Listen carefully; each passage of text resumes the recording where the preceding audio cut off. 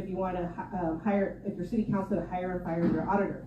Well, where's the checks and balance of that? If you have a bunch of corrupt politicians up there and your auditor is responding to them, you have zero accountability and no checks and balances. Like I said, it has been a very difficult couple of weeks.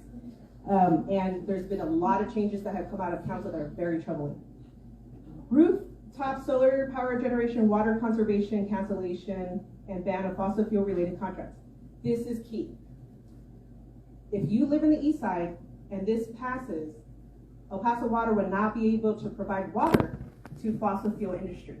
And in the climate charter, it defines El Paso Electric as being part of the fossil fuel industry.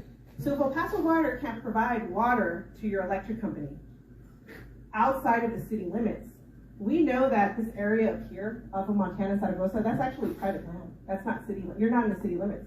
It's owned by the federal government. You got electric stations there that need water, that provide electricity to the entire east side. So we could unintentionally, by action of approving this, we would be asking El Paso Water to stop providing water to those facilities that need the water to generate electricity. So you could lose electricity.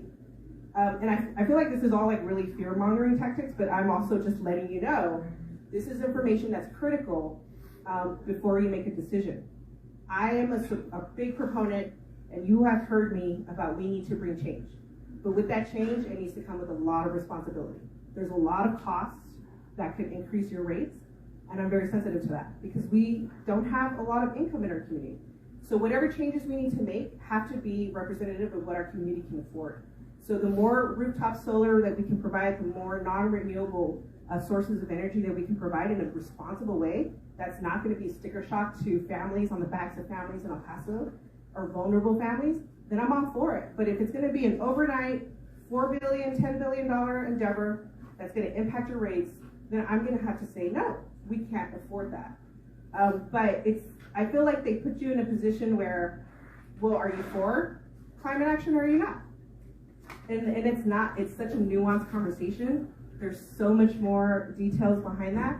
And I really do believe that some of the measures in the climate policy could be detrimental to the success of our future in more ways than one. Economic development, access to affordable electricity, who gets to have water. So like it's very, I think it violates a lot of state law. It does, it quite frankly does.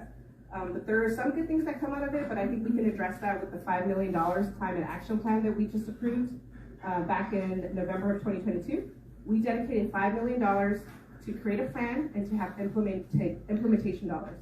So we're gonna use that plan and those dollars to kickstart how do we start having the conversation, how do we lead by example with the city, with our facilities, doing more solar rooftop, more purchasing power agreements, and we'll do that. But it takes time, it can't happen overnight.